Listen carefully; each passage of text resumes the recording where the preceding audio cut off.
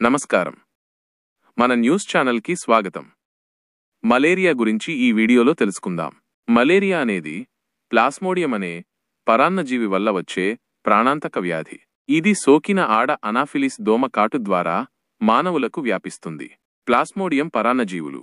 ఈ పరాన్నజీవులు 4 రకాలు: Plasmodium falciparum, Plasmodium vivax, Plasmodium ovale మరియు ప్లాస్మోడియం మలేరియా.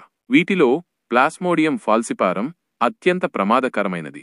సంక్రమణ: మలేరియా సోకిన ఆడ అనాఫిలిస్ దోమ మనిషిని కుట్టినప్పుడు పరాన్నజీవులు రక్త ప్రవాహంలోకి ప్రవేశించడం వలన మలేరియా సంక్రమిస్తుంది. లక్షణాలు: మలేరియా లక్షణాలు సాధారణంగా మలేరియా సోకిన దోమ కాటు తరువాత 10 నుండి 15 రోజులలో కనిపిస్తాయి. సాధారణ లక్షణాలు: జ్వరం, చలి, తలనొప్పి, కండరాల నొప్పి, వికారం మరియు వాంతులు, చెమటలు పట్టడం. తీవ్రమైన సందర్భాల్లో మలేరియా కోమా, మూర్ఛలు మరియు మరణానికి కూడా దారితీస్తుంది. నిర్ధారణ: రక్త పరీక్షలు. రక్త నమూనాను మైక్రోస్కోప్ కింద పరీక్షించడం ద్వారా లేదా ర్యాపిడ్ డయాగ్నోస్టిక్ టెస్టుల RDTS ద్వారా మలేరియాను నిర్ధారించవచ్చు. చికిత్స: యాంటీ మలేరియా మందులు. మలేరియా చికిత్సకు వివిధ రకాల యాంటీ మలేరియా మందులు అందుబాటులో ఉన్నాయి. చికిత్స యొక్క ఎంపిక పరాన్నజీవి రకం, వ్యాధి తీవ్రత మరియు రోగి వయస్సుపై ఆధారపడి ఉంటుంది. నివారణ: దోమల నివారణ.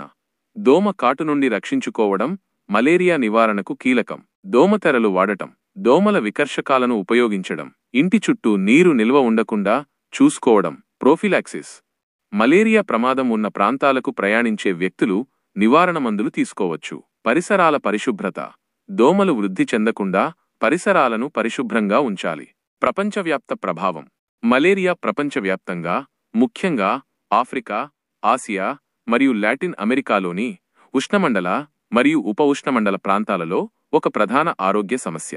ప్రపంచ ఆరోగ్య సంస్థ WHO ప్రకారం ప్రతి సంవత్సరం మిలియన్ల మంది మలేరియా బారిన పడుతున్నారు మరియు వేలాది మంది మరణిస్తున్నారు. మలేరియాను నియంత్రించడానికి మరియు నిర్మూలించడానికి ప్రపంచవ్యాప్త ప్రయత్నాలు జరుగుతున్నాయి. దోమల నివారణ, వ్యాధి నిర్ధారణ మరియు చికిత్సలో పురోగతి సాధించడం ద్వారా మలేరియా ప్రభావాన్ని తగ్గించవచ్చు. ధన్యవాదములు. మరిన్ని యూస్ఫుల్ వీడియోస్ కోసం మా ఛానల్ను సబ్స్క్రైబ్ చేసుకోండి.